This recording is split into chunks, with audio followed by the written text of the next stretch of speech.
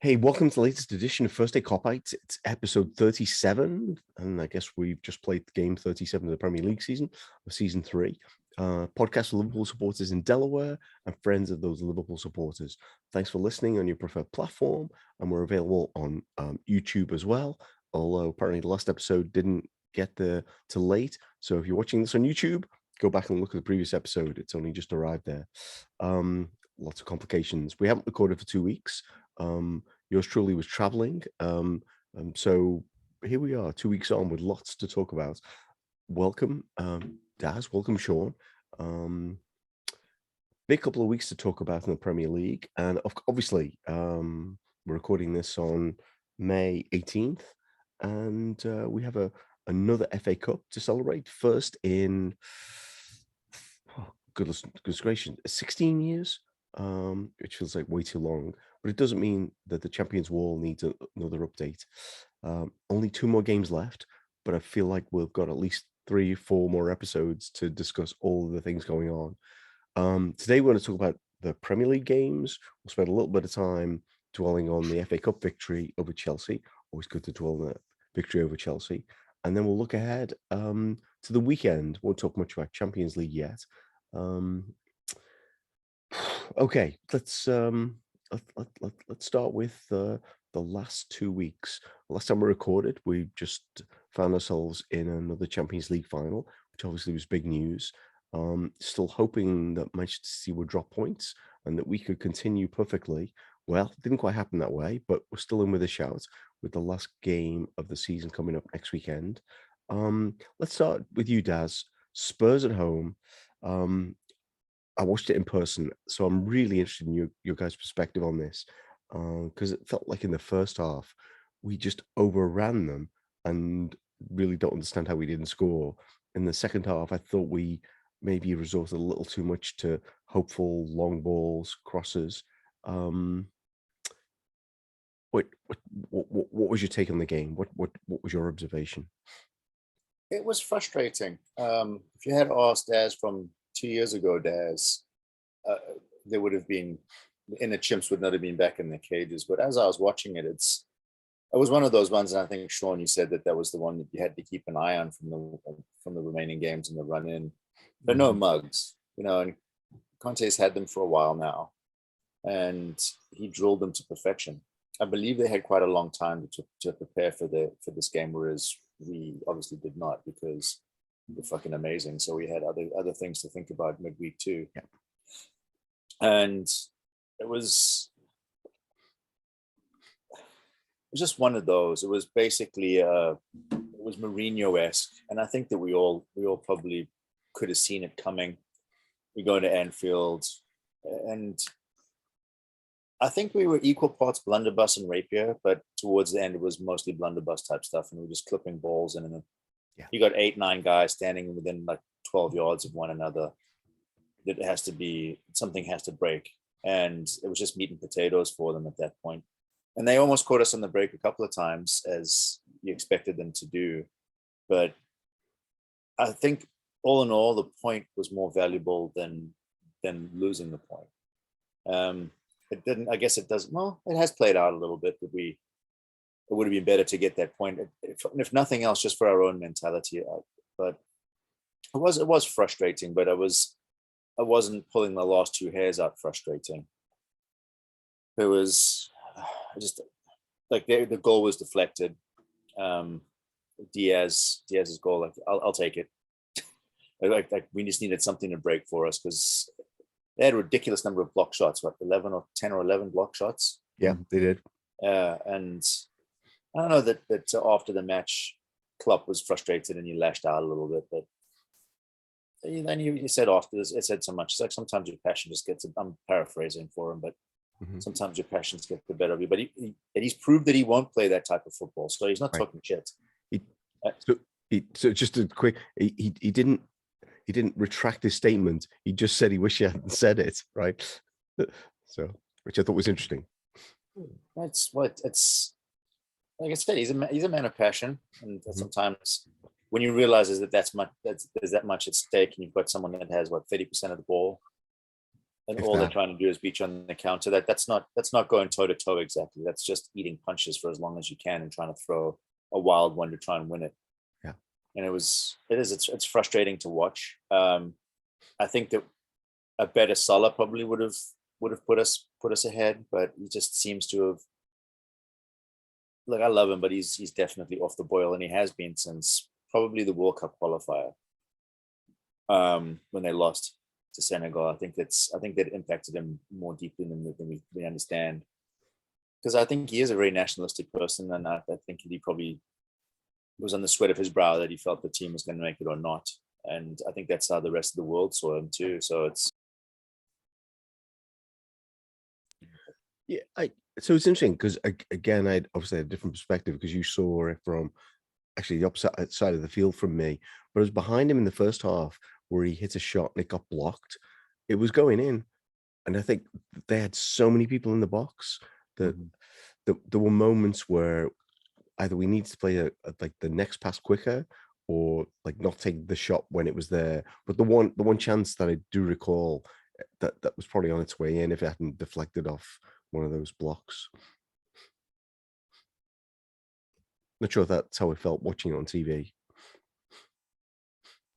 I, so there was a couple of times that, and it always seems to be Diaz that's right next to him. That if he lays the ball off, Diaz has a better angle.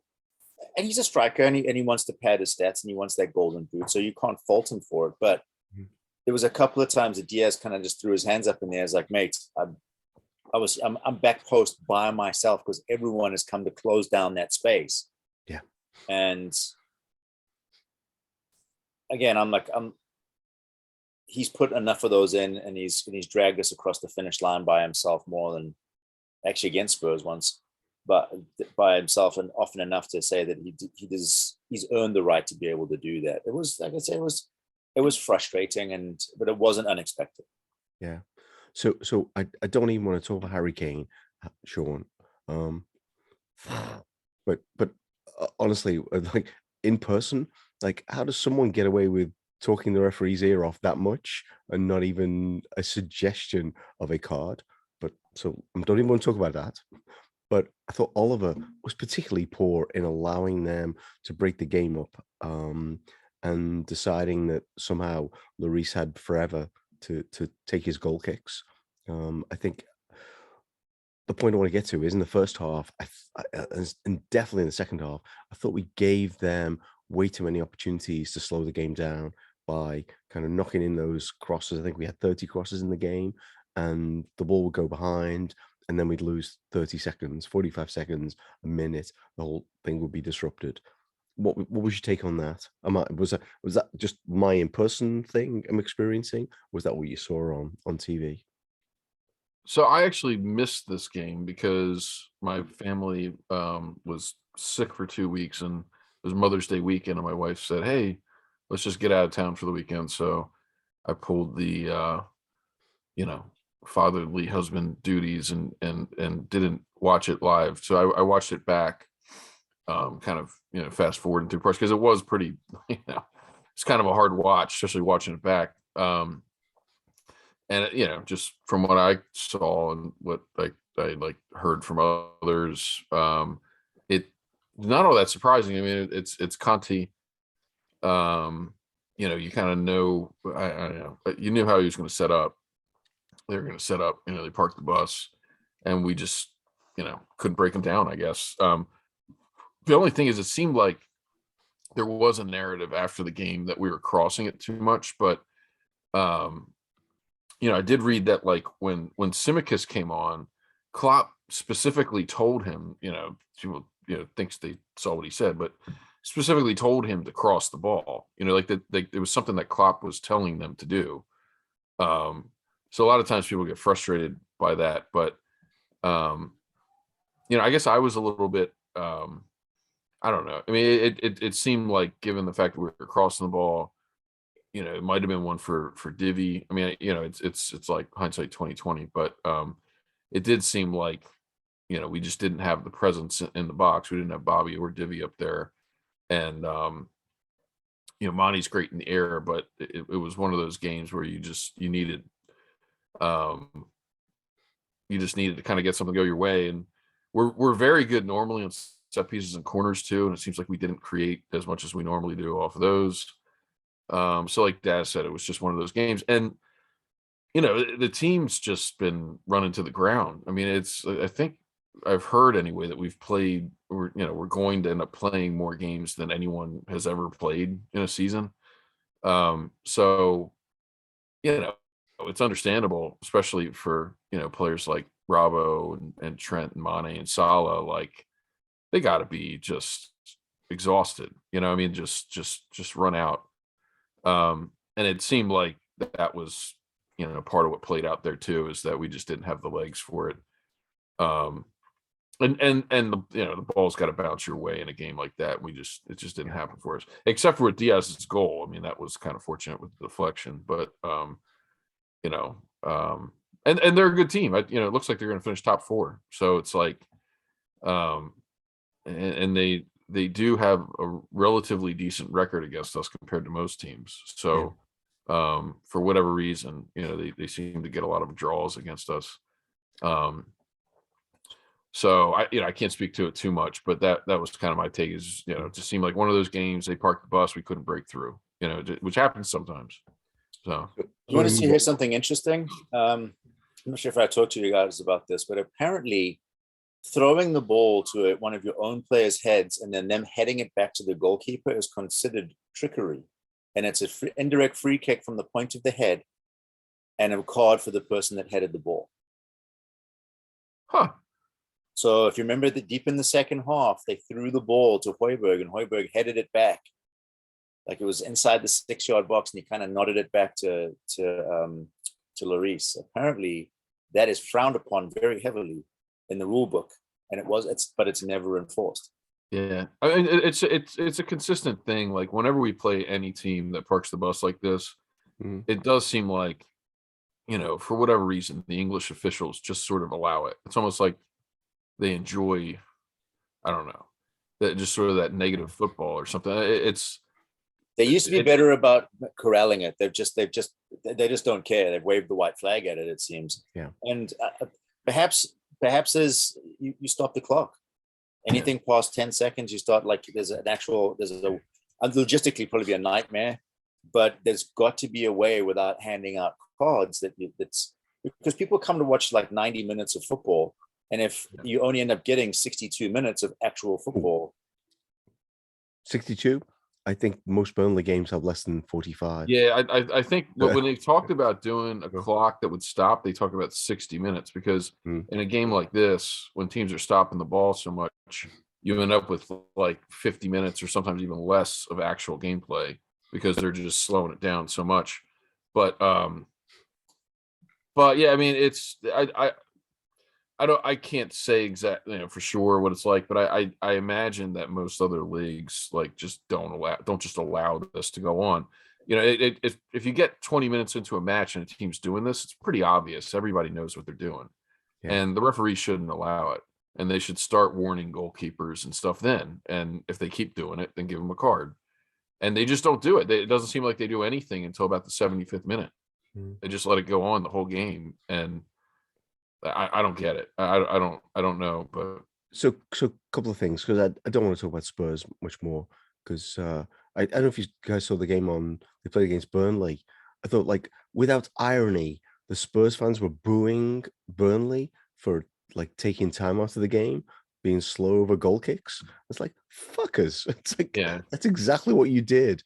Like, you're well more like funded than Burnley ever were, and that's exactly what you did against us.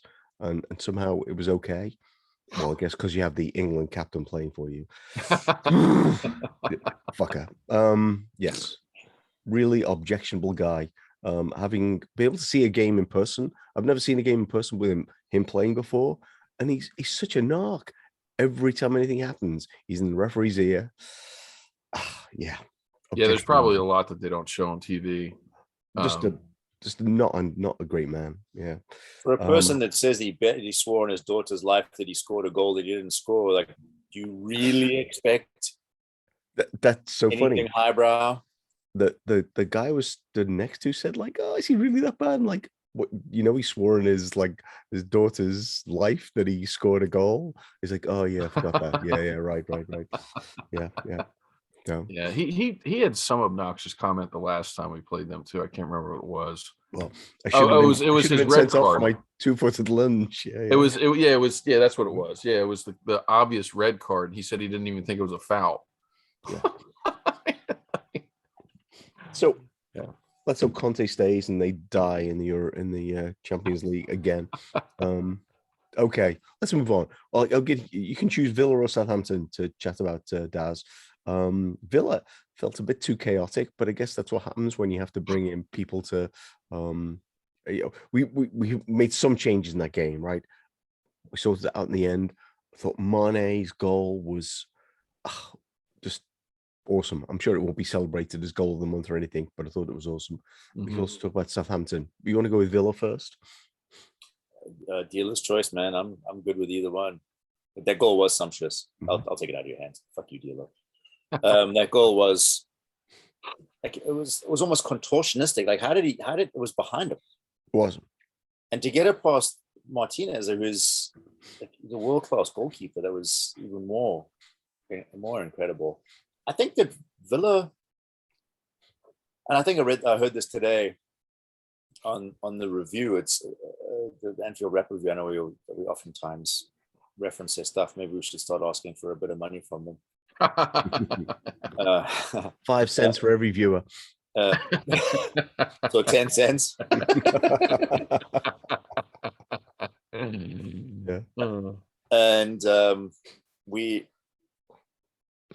he said it was something to the effect that's like, we do allow ourselves, and I think that whether or not we've created this in our own head or it's become like a perception has donned the robe of reality, is that teams think that they can get to us in the last 5 minutes of games. Yeah. And he referenced the Newcastle one, which was, we were battering them. It was a 1-0 hammering. You could probably argue the same thing against Villa, but they were still in with a shout. Like Danny Ings had a couple of opportunities at the end and towards the end to make it a way more interesting game, and it didn't bear out that way. But like, barring a better shot or basically 7 or 8 inches, that could have been a lot different of an outcome. And just to fast forward to this weekend, I'll tell you what, if Ingsy comes to play, they're running a very makeshift back four at City. Sure. And Yeah. like he was giving us kittens, like with his movement. So but anyway, to get back to our game, Villa it was one of those, wasn't it? I don't know, that just feels like my idea of peril now has shifted from like a shot on goal is the end of the world to like, unless we lose by 6, there's no real peril. Or down by 6, there's no real peril. Yeah. That's testament to how well these guys have done this season. Yeah.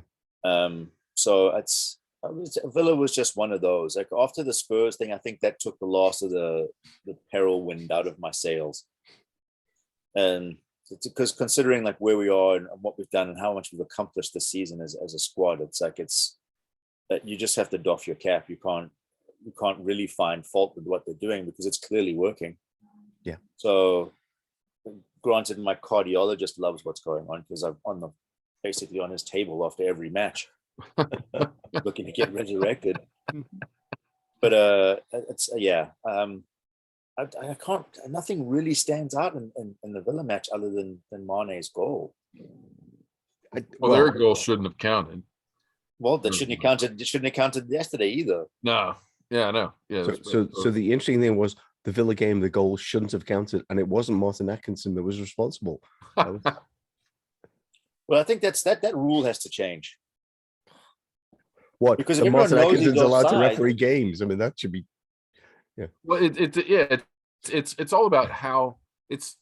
I mean, so that particular rule, I guess, was screwed up because I think the explanation was that they deemed that it was a separate. It was a separate run of play because phase of play, played it. yeah. But it wouldn't have been a phase of play if they had called it offsides like they were supposed to have. We played it because otherwise we would have had to let the ball in the net. And then they say, oh well, it was a separate part of the play. It's like, well, he was a mile offside. You didn't put the flag up. Our players are sitting there waiting for you to put the flag up, and then it plays out the way it does. And then I thought it was trust VAR. It's been proven often enough that you cannot rely on VAR. So if you do have it within your capacity of your own, within your own purview to stop it, you will, because you still don't believe in the back of your mind that VAR is going to do its job. There's been too many times that we've been hosed by calls like that. And then I thought it was a foul on the goal after that anyway. Wasn't that the one where the player fell into Matip and knocked him over? Like, I mean, I guess that's kind of debatable, but I'm sure it's been called before. And it was interesting. Like they got a really kind of a high XG number against us, but it basically all came in that run of play, which should never have happened. So they counted the Ollie Watkins chance in the XG. Yeah, because it wasn't whistled offside, so they would have. Yeah, okay. Well, so the one I'm looking at, I guess they didn't, but their goal was like a 0.75 because he was like on the goal line and just smashed it in. But it was, it's because the other player had knocked Matip down. That was just, I thought that was kind of ridiculous. I mean, and like you said, Daz, like not to jump ahead, but in both games, it's like just clear, obvious errors. The definition of clear and obvious, and then they don't bring it back. So it's like we've talked about it like forever, too much, but it's like I still believe like the VAR is not the problem. It's the way they administer it. Like they, the VAR official should never defer, in my opinion, to the on-field official. The call is what it is. Like he should tell the official, maybe go over and have them review it in person or whatever. But like there are certain calls like offside and goal scoring, instances where they should just review it with VAR and call it what it is, And the problem is like in the Southampton one, they said afterwards we should pivot to Southampton, but go ahead. They said they didn't even review it because they didn't think it was a clear and obvious error. It was a clear, obvious error, or it didn't even like meet the bar for that. And I'm like, what? Like to me, they're just making it up because they know they made a mistake. So I'd be interested to find out if the paradigm shift doesn't happen between it's taking too much time out of the game to there's so much at stake. If you miss this, like you have the opportunity to rewind this within like to milliseconds of the actual event. And all you have to do is get in Atkinson's ear, like while some ball bag is placing the ball on one side of the 6-yard box, then rolling it over to the other side of the 6-yard box, and then go back to his fucking post to tap his cleats out. You could easily have gone to the monitor and looked at that same amount of time that guy was wasting to see that, to review something that could potentially shift the outcome of a game. You have that ability. But what the problem is they don't want to undermine the referee's authority. And until such time as they get these dinosaurs out, that's like, it's my way or the highway bullshit. Like then you have the technology. You should use it for positive, not for ill. Daz, it's the same mentality. I thought of it this week. It's the same mentality as you see like another, like, not to take it too far, but they behave like a corrupt organization. I mean, they constantly make mistakes and they constantly make up garbage excuses. And there's nobody's there to hold them. There's no oversight. Yeah, there's no real. The bad guys are monitoring the bad guys. Yeah. So anyway, we ended up winning both games, but like we could have easily drawn both games because they made a terrible decision early in the match. So I don't know if you guys heard Klopp's interview after the Southampton game. He referenced Atkinson's non-call on the foul on Origi when United scored against us. Yes. 2 years ago. Yep. It's like, not sure he's keeping count, but I think he's keeping count. It was kind of the same type of tackle too. Was McTominay, I think, went through the back of him. Lindelof. It was Lindelof. Yep. I can actually, like, a lot of people, I mean, understandably, Atkinson's terrible, and I'm glad he's gone. But on that particular call, that was the VAR official's responsibility. Like, I could sort of understand, even though Atkinson's right there, maybe it looked like the defender got the ball. If it's happening in real time, okay. But how in the hell does a VAR official not see that? If you Clear watch it on and review, obvious. Those three Stewart words. yeah, Atwell, I think, maybe the well, excuse that you need. it's just it's ridiculously obvious on review, and then they made something up to cover for it. But anyway, like, not to go on and on about that. Like, we won both games, but Can we actually just, I know, can we finish off on some other points? Because I think yeah, in both those games, 3 games, we had some magnificent performances. Joel Matty is leading scorer in that sequence of games. yeah. Um, Tiago obviously didn't play against Southampton yesterday, but he was unbelievable. I thought he's been unbelievable for months. Apparently he's someone's player of the month. I don't know if it's our player of the month or the Premier League player of the month. Anyway, I had the privilege to watch him warm up against Spurs. Oh my goodness, that was worth the price of entry, whatever the price of entry was. I mean, he's unbelievable in terms of his touch and his passing, and like him in like those 5-on-5 rondos they do. It's unfair, you should not have to. You should be handicapped if he's on your team. But they've got all those compilation videos of him Yeah. doing like on field, like bringing the ball down on his shoulder, then putting it to the other shoulder, chest up, knee up, and then volleying it in the air 40 yards to someone on the other side of the pitch and putting it on a threepence. Yeah, Unbelievable. I mean, the thing with Thiago that, like, I heard somebody talk about it, like, when we signed him, and I've noticed it ever since. I mean, even when he's started with us and didn't hit the great run of form right away, is that, like, when he passes the ball, it's like he's on a different level to most players, because he's not just looking to pass the ball to this guy, or to, what he's looking to get like the right spin and the right location of where the ball is going to go to where the player's running or where he wants them to go. And sometimes that's part of the reason why it's off, because he'll hit it in a spot basically wanting to lead a player there and the player doesn't go there. But then, like, you look at it back again and you're like, oh yeah, he was right. If the player made that run against Spurs, I think. Yeah, he just sees the field better than everybody else. I mean, on top of the skill, his vision. I actually think that that's the best aspect of his game, is he understands everything that's happening on the field better than everybody else. And even defensively, you watch him play, like, his positioning is unreal. I mean, he knows what the other team's going to do half the time before they do it. And whether he makes a play or not, it's like he knows exactly what they're going to do. So yeah, it's a pleasure to be able to watch him every week. Man could make the Sahara moist. Yeah. him next to Fabinho is just unreal. I mean, we're almost unbeatable when those two play in midfield, I think. So next season when we do our trip, we definitely need to go to a game where Thiago's playing, and just go to the warm up. It doesn't really matter about the game itself. Yeah, hopefully knock on wood, like, he's been not injured very much this year. That's the one thing. I mean, even though his injury record at Bayern was a little over exaggerated, but he does get a knock every once in a while. But he's got a pretty good record in Champions League finals. We'll talk about that on a different episode coming. The guy's won. I mean, that's the other thing. Like, if you think about his career, now he's been on like great teams, but he's won everything. He was on that great Barcelona team. Was there for a few years. Then he went to Bayern when they were one of the best teams ever, won a treble and all that. What a great player to have on your squad. With a lot of these young guys.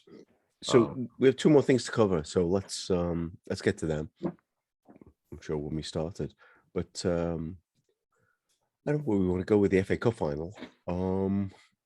Another penalty shootout, which feels like it was random, but like when we're in penalty shootouts these days, it does not feel random. But I really think we should have buried them in normal time. Daz, I don't know if you want to pick this up, or I should go to Sean next. I think it wasn't as fraught as the final again in the Carabao Cup. I agree with you. I think that on balance, and again, it's like you can point to some of the chances that these guys that they managed to carve out against us. But on the balance, I think that we had the beating of them almost all over the park. I think I remember reading somewhere that Klopp, that the way that they set up their penalties is it's almost down to a science, which wouldn't surprise me because everything else to this point, apparently they brought back their old physiotherapist to try and get them ready for the rigors of the next couple of weeks. And he also took that the neuroscientist from Germany that he'd used. Yep. Yeah. It's so I read an interesting statistic, and it's a fact more than a statistic, that all three of our goalkeepers have beaten Chelsea in a shootout. Adrian in the Super Cup, Kelleher in the Carabao, and then Ali in the FA Cup. And we didn't even need Kepa to get involved in this one. I saw he looked like he was chewing on a wasp on the sideline when they panned to him. But yeah, we were magnificent again. We came out the blocks. They couldn't live with us in the first 15, 20 minutes. And again, it's such fine margins. It was the one with Thiago across the face of the goal from Diaz, and then the one that Diaz pulled back a little bit too far and was a little bit behind Mo. That's 2-0. That's game over. Yeah. And within the first 15, 20 minutes? Yeah. And then I think that and I had to convince myself of this very recently too, is like, you have to understand, in most games, there's always going to be an ebb and flow. You can't always be pounding someone. Like, as good as Ferguson's teams were, they were ebb and flow in his matches too. And so it's either there's a letdown for your team and another team gets into the ascendancy, or they manage to get their tails up because of something happening. We're very good at managing those. Robbo hits the post with about 5 minutes left to go. Yeah. The Diaz hits the post 35, 40 seconds before that. That could easily have finished 4-2. So let me ask you both, because this game in particular, I never thought we were going to lose it. Never thought we were going to lose it on penalties. Maybe it was the couple of Guinnesses I had at some point in the game. Was that your? Well, for various reasons, I was out on the street. I wasn't in a bar watching this. Drinking out of a paper bag. You okay? It was definitely plastic. The thing I was drinking out of. Yes. Yeah. So, what? I mean, was that your take on the game, or were you really concerned? I was nervous that they were going to get, one against the run of play, and that was my worries. Like it only took one, bad bounce or one mistake by somebody, and then they could have been in, had one against the run of play. But yeah, we dominated the match. Like, it's frustrating because I felt like we were definitely the better team in the Carabao Cup match as well. But that was definitely closer than this one. We battered them in the first 20-25 minutes in this one. And then I thought Mo going off threw us off a little bit. It threw our run of play off a little bit. I thought Diaz had a lot of space when Mo was on the pitch. And then when he went off, all of a sudden we were having trouble creating. He wasn't as open. Seemed like they were helping him out a little more. But then around 70 minutes, we kind of kicked it back in and we battered him again, towards the end of the game. And we hit the post twice. And Daz, you're totally right. Like, we easily could have scored 5 in regulation. I mean, we had lots of good chances that, I think that opening 20 and 25, I think it was really just more than poor finishing or whatever. I think it was just the ball wasn't bouncing our way. Like, the ball is a foot or two one way or the other, and a couple of those chances, there were a couple of rebounds, then we score, and then it's a totally different match. I was surprised how low our XG was in this game. Actually, felt like we were about to score every moment, and then a lot of our chances. So it seemed to me like a lot of our chances we didn't actually get shots off. Like, we were super threatening, and there'd be a rebound or a pass that would just miss somebody. And there were a few of those in the first, opening minutes. But then there were a couple at the end too, where it was I don't know, I mean, you could blame it on poor finishing or us being tired or whatever. To me, it just seemed like we just weren't getting, lucky Yeah. bounces one way or another. So I think Um, they assigned, for example, a Robertson chance a really low XG, right? yeah, well, so that one's like kind of weird. Mhm. Yeah, I've Right. seen that before where like for some reason, I mean that's but the XG, like if like sometimes they'll assign like a cross where a player's like stretching to get it, they assign it like really low because it's just a matter of like not perfecting the model quite yet. But a lot of times when a player's doing that, it's not a very good chance. But in that case, it was, and I think the post shot XG would probably be pretty high on that Mhm. because he had post. I mean, it was Mhm. and it was close range. So But so but so I watched that one at Rooney's and it was a lot of fun. I was glad to be there. It's the first time I've been there in a while. There's a good crowd there. I know you were stuck in London. Poor Paul stuck on High Street in London. But well, because I found some friends out on the street. That's the only thing that made it better. Yeah, no, yeah. I know, I know, You I had a know. plastic bags. Mhm. I Yeah. know. I'm just kidding. But It was no, it worth was celebrating for sure. yeah, it was I guess I don't know. I felt more confident at like when we went to penalties, I guess. I don't know why in hindsight, but I just felt like we were gonna do it. I guess I also felt like, well, if we don't win in penalties, in the moment anyway, I was thinking like, well, it won't be as bad. I'm sure it would have been awful if we lost though. But yeah, I mean, the only worry I really had was it was like kind of towards the end of regulation. I was just thinking like, oh God, like don't let them steal a cheap one here, Yeah, and yeah, somehow win it when they didn't deserve it at yeah. all. So, But so You what's got a spare a thought for Mason Mount though. The poor bugger's been there 6 times and lost all 6 of them. It's the first time he's been to Wembley and lost it. so interestingly, Chelsea fan that's a friend of mine that I often, we have a lot of good banter back and forth. He sent me a picture. I guess Henderson went over to Mount after the match and like shook his hand or gave him a hug or whatever. And so that's the type of thing that Henderson does that brings a lot of goodwill. A lot of the Chelsea fans were sharing that, like, good sport kind of thing. They play together for the national team too, so that they're Yeah, kind of was our mates. yeah. Yeah. I wonder where Mount's going to go after they go to existence. Anyway, it's a different topic. Let's move on. Yes. Who wants them? So yes, big FA Cup final win. Only twice in our history, I think I'm right in saying, we won the League Cup and the FA Cup in the same year.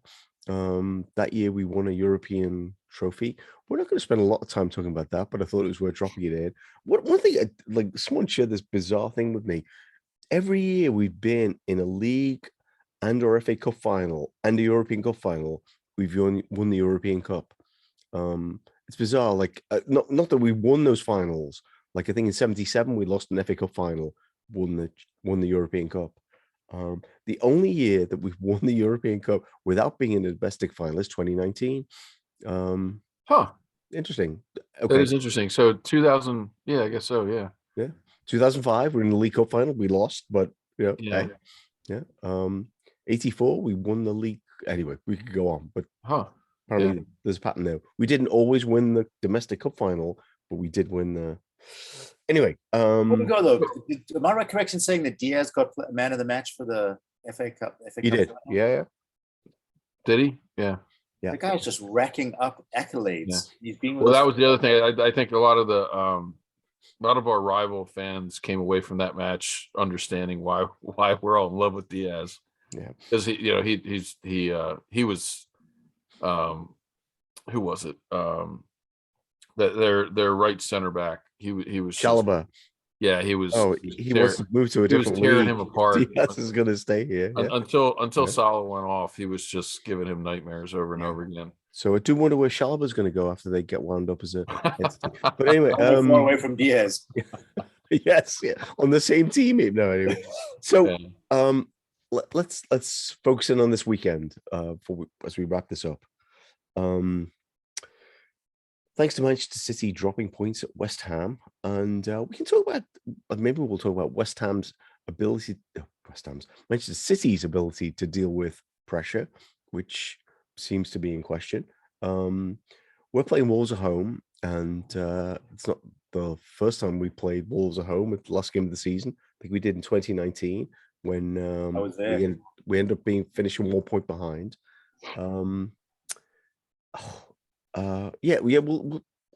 Let's focus on that one. Jurgen Klopp said, not likely we'll win the league, but it's possible. So where are you? How are you managing your expectations around this, Daz, of Wolves again at the end of the season? Probably a few useless chants from their fans, but their team's been on the beach for weeks, according to everybody else. So what are you expecting? To be quite honest, I really don't care. I've been hurt before, and I've seen this movie before, almost identical, almost with an identical plot line. And I can't bring myself to expect City to lose or drop points, period, to Villa. And I know I just said like Ingsley getting in behind them might be great, but that's fever dream kind of stuff, because numbers and statistics really aren't on Villa's side. They're playing against Burnley, who have a must-win situation, almost a must-win situation tomorrow. Yeah. These guys they probably couldn't tell you the last time they played 2 games in 7 days, much less 3 or 4. And if you look at, I didn't look, I'll be honest, I did not fact check this, but from what I'm reading on the intertubes is that the Villa has not beaten City in the last 10 of asking, and have conceded 34 and scored 3 in that time period. So it's, numbers don't lie. Someone else did say though they didn't have Ings and Coutinho in their team. So I'd love to, like, look, this is the type of stuff that sports writers absolutely dream about. Coutinho, Ings, 2 ex-Liverpool players, coached by an ex-Liverpool great, taking the title away from helping us pip City to the title in the last game of the season. It's like sports writers are spaffing into the wind thinking about this, because it just doesn't happen. It's like the stars have all aligned, but I just feel like it's a bit fantastical, honestly. There's a lot of they've lost Conce, and they also lost. Looks like Emi Martinez is in doubt, at least for tomorrow. So we'll see. I don't know, man. Look, hope springs eternal, but I'm not investing any real like psychic or emotional energy into it. If it happens, I will drink till my face slides off of my body. But otherwise, I'll drink until it stays on. But it's been a hell of a ride, man. Like, I'll remember this until my dying day as being the best season that these eyes have ever clapped themselves upon. So I'm taking the positives out of it. I'm not getting into LFC lorry world, like, oh, we did this and lost that and pissed points away against Brighton. Like, who cares? Think about all the highs we've had at this point. I think about the journey that we've been taken on. Like, just enjoy the fucking ride, man. It's like the finish line is right there, and there's gonna be log slides and turns and loop to loops still to happen. So I'm focusing on that. What a great perspective. So I'm sorry, Sean. I was going to say, we're obviously going to get 100 points next season. That's going to help us recover. Where are you with this season? No, I mean, I was going to say, if we win on Saturday, we'll finish with 92 points, and we will have won both domestic cups, and we'll be in the Champions League final. So, you got to take a step back and be a little realistic here. Like, that's a historic season, no matter what happens from here on out. And everybody should view it that way. I know it'll be hard for people to view it that way if we don't end up winning the league or the Champions League final. But it's an incredible achievement that they've gotten this far in all 4 competitions. The odds of winning the league are really, really low. I mean, especially with those players out for Villa. Villa playing tomorrow as well. Short rest, it seems unlikely, anything can happen, but it seems unlikely that they'll be able to get a result. But you never know. And then like all we can do is go win our match against Wolves. And if we go do that, we got to be proud no matter what happens. And then, we have the Champions League final to look forward to. So I know we don't want to jump ahead too far, but it's like if we win that one, you can make the argument it's the best season that we've ever had. If you win both domestic cups, you win the Champions League, and you finish second in the league by 1 point with 92 points.